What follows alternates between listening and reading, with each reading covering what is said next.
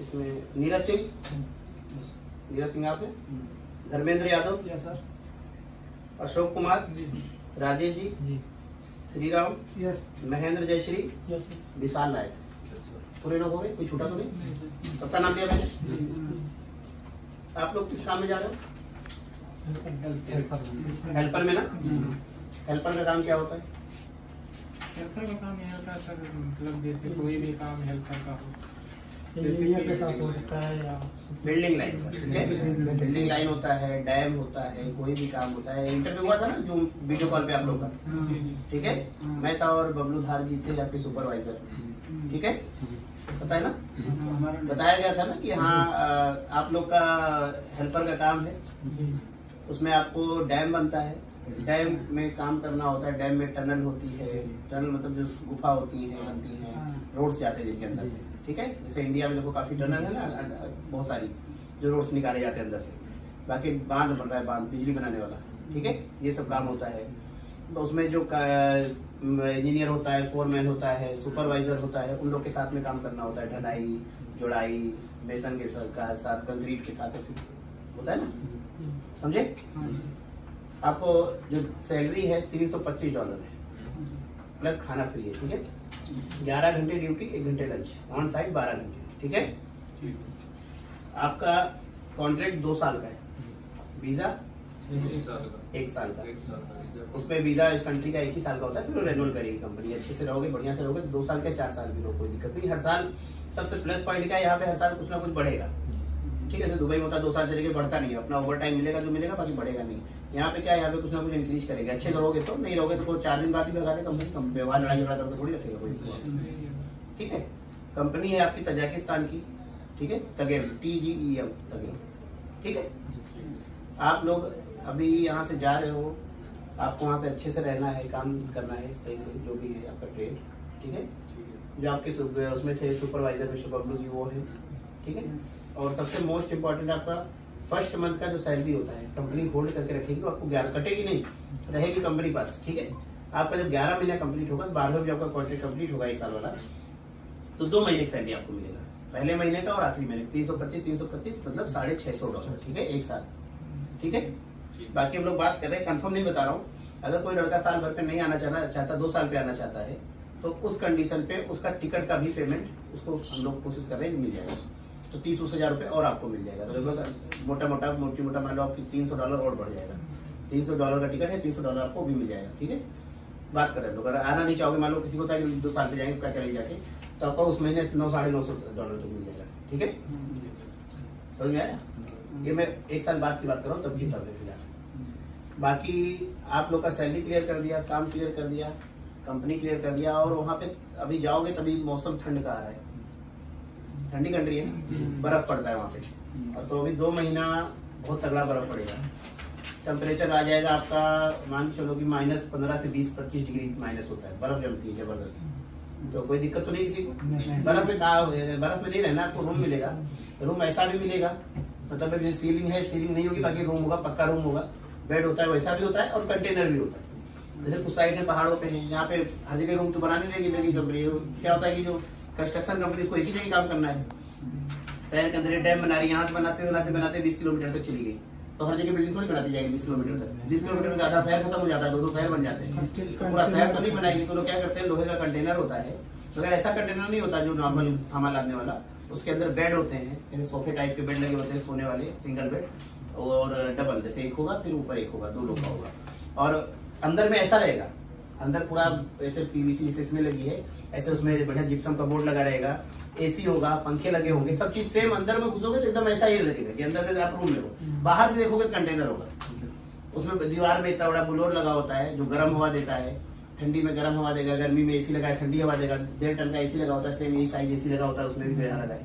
ऐसा एक कंटेनर में एक AC, एक कंटेनर में लगभग 6 या 12 होते हैं, 2 और 2 4 8 होते हैं, मतलब 2 एक यहाँ होगा, बीच में लॉकर होगा आपका, एक बेड इधर होगा, ठीक है। सेम उसी बेड के ऊपर एक बेड और होगा, ऐसे तो 2 इधर हो गया, बीच में लॉकर हो गया, इधर वाले का इधर रहेगा, इधर वाले का इधर, जिसमें सामान रखो, अपना चाबी मान लो, ताला इधर। तो एक कंटेनर में 8 लोग रहते हैं, ठीक है, सोने का। बाकी अपना सामान नीचे रखो, जो भी करना है। बाकी तो पूरा एरिया कंपनी का ही होता है। ठीक है, क्या समझ में आया? समझ में आया मेरी बात? देखो मेन बता दूं, सैलरी $325, ड्यूटी 11 घंटे, ड्यूटी 1 घंटे, लंच ऑन साइट 12 घंटे, 1 साल का वीजा है, 2 साल का कॉन्ट्रैक्ट है, वीजा कंपनी रेन्यूअल करेगी। ठीक है, ओके, कोई कंफ्यूजन है? ठंडी कंट्री है, 2 महीना भी है, उधर ठंड पड़ती है, थोड़ा सा 2 महीना सही से रहना, बेसिक मेडिसिन कंपनी देगी। फिर भी कोई दिक्कत किसी को होगी बता देना, आप वहाँ पे बबलू जी सुपरवाइजर बताएंगे जो बेसिक दवाई, मान लो किसी को वहाँ की दवा नहीं सूट करती, कभी कुछ लड़कों के साथ होता है, हम इंडिया से भी कोशिश करेंगे, कोई ग्रुप जाता रहेगा, मुझे इंडिविजुअली ग्रुप बना देंगे हम, उसमें आप लोग रहोगे, अपना मैसेज डाल देना, सब भिजवा दो, जो भी कॉस्ट आएगी आप लोग पे कर देना, 10, 20, 50, 100, 200 होगी तो नहीं पे करना, कोई बड़ा कुछ मंगाना होगा तो पे कर दोगे, हम उसको भी अरेंज कराते हैं। ठीक है, एक इंसानियत के नाते बोल रहा हूँ, वो मैं ऑफिशियल चीज नहीं है। मान लो किसी को कोई चीज स्पेशल की 1 किलो वाला अचार भिजवा दो, पता लगा वो महीने का तो वो 2000 का डब्बा है, तो 2000 का डब्बा तो नहीं भेजूंगा मैं आपको अपनी जेब से, सीधी सी बात है।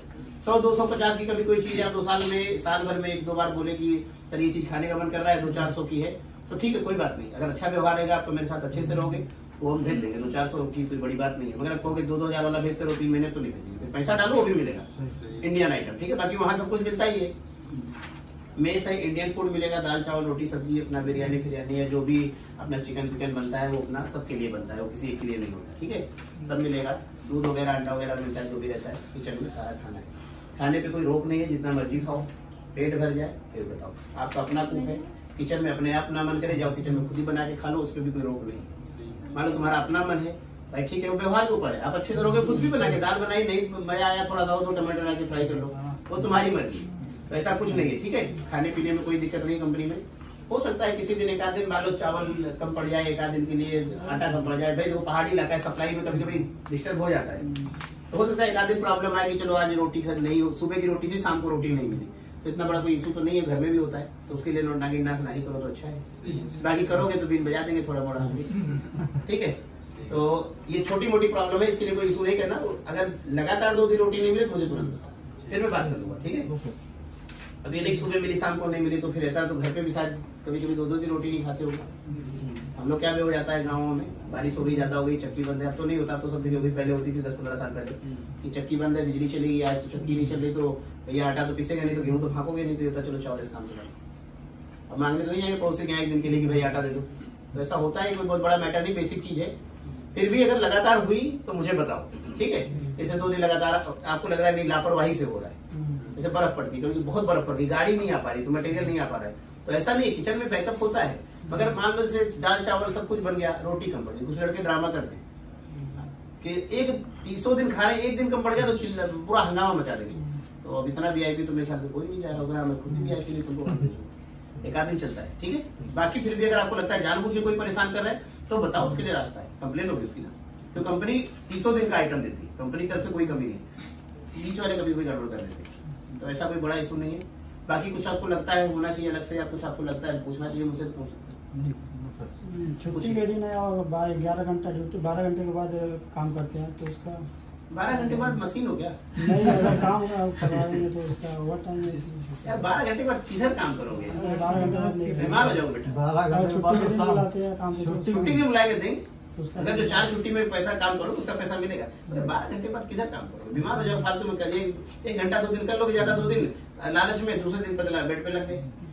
अरे पहाड़ है वो नॉर्मल जगह नहीं है, पहाड़ है। फिर इंडिया में 12 घंटा बहुत होता है, 12 घंटा बिठा दो तुमको तो हालत खराब हो जाएगी, लगातार काम करना। काम ऐसा कुछ हार्ड काम नहीं है, बहुत बड़े सिस्टम पे काम होता है, डैम है, बड़ी बड़ी सिस्टम पे काम होते हैं सब। अब अलग चीज है, बहुत प्रेशर नहीं है, सिस्टम से काम है, काम में आराम है, अच्छे से रहोगे तो कोई प्रॉब्लम नहीं। भाई कहीं भी प्रॉब्लम करोगे सुपरवाइजर परेशान रहेगा, अच्छे से रहोगे तो बबलू जी सुपरवाइजर है आपके, बहुत अच्छे इंसान है, कोई प्रॉब्लम नहीं। ठीक है, ओके, कोई कंफ्यूजन कुछ पूछना है किसी को? देखो मैंने मेन चीज क्लियर कर दी, सैलरी आपकी, फिर मैं रिपीट कर रहा हूँ लास्ट बार, कल को ये ना कहना कोई कंफ्यूजन में है। सैलरी आपकी $325 है, ठीक है, खाना फ्री है, ओके, डॉलर मतलब USD डॉलर, ओके। ड्यूटी 11 घंटे ड्यूटी, 1 घंटे लंच, ठीक है। 11 घंटे जनरली काम ही करो, बीच में लंच होता है, ब्रेकफास्ट होता है, रेस्ट होता है, बहुत चीज होती है। टनल में पता लगा वो फोड़ रहे, ड्रिल चल रहे तो रोक देते, 2-2 घंटे बाहर कर दो, ऐसा कोई लगातार काम ही नहीं करना, फिर भी 12 घंटे ऑन साइड रहना है, ठीक है। तीसरी चीज आप लोग हेल्पर हो, हेल्पर मतलब जनरल हेल्पर होता है, जो भी काम होता है करना होता है, ठीक है। कॉन्ट्रैक्ट तोड़ के आओगे साल भर से पहले, 6 महीने से पहले अपना वीजा उजा का फाइन जो भी होगा खुद भर के आओगे, रिटर्न टिकट खुद बनाओगे। बहुत महंगी टिकट है यहाँ की, 30-35 हज़ार की टिकट होती है। सर 1 साल बाद जैसे वापस आना चाहिए तो टिकट फ्री है, कंपनी फ्री टिकट देगी, ठीक है। 1 साल का कॉन्ट्रैक्ट कंप्लीट होगा, 12वें महीने आपको एक पहले महीने की सैलरी भी मिल जाएगी, वापस आपको रुकी रहेगी, और आपको टिकट भी फ्री मिलेगा। वो चाहे 30,000 का हो, 50,000 का हो, कंपनी करेगी, आपसे मतलब नहीं। जैसे आएंगे 1 साल बाद फिर जाएंगे तो कंपनी का मैटर, वो कंपनी अपना करेगी। बाकी रहेगी 1 महीने की छुट्टी मिलेगी, ठीक है सर, कोई कंफ्यूजन नहीं। और बाकी आपका सैलरी क्लियर कर दिया, 1 महीने के रुक के 12वें महीने। सैलरी कितना हो गया इंडियन में? इंडियन में 82-83 का रेट चल रहा है, तो फ्लेक्सिबल होता है, अप डाउन होता है, गवर्नमेंट का रूल है। फिर भी मोटी मोटा मान के चलो कि 83 के आसपास, 83 क्रॉस कर रहा है अभी डॉलर, तो ऐसे जोड़ लो $325, ठीक है। सैलरी दुबई के अकॉर्डिंग बहुत अच्छी, दुबई से काफी अच्छी है। आप खाने का भी फ्री जोड़ लो तो अच्छा खासा आपका $50 खाने का जोड़ लो तो $450 सैलरी हेल्पर की बहुत है। अरे भाई $50 खाने के जोड़ोगे 325 प्लस 50, $375 हो गया ना, $450 सैलरी लेबर के लिए बहुत है, ठीक है। सारे लोग ओके, कोई कंफ्यूजन, कोई दबाव, कुछ ना समझ में आया मेरी कोई बात, आप लोग को कोई लैंग्वेज में कोई प्रॉब्लम, बिहार से हो, बंगाल से हो, कोई ऐसा हो जिसको मेरी भाषा ना समझ में आई हो, कुछ गलत एग्रीमेंट हुआ बताया गया, और जो मैंने बोला है भी पढ़ लेना, यही चीज एग्रीमेंट में लिखा है, आप लोग जो साइन करोगे, ठीक है। सेम चीज हिंदी में लिखा है, ये देखिए आप फर्स्ट पेज, कुछ भी नया नहीं लिखा है एग्रीमेंट में, जो चीजें मैंने बोली है सेम एग्रीमेंट में आपके लिखा है, सेम एग्रीमेंट सबका है।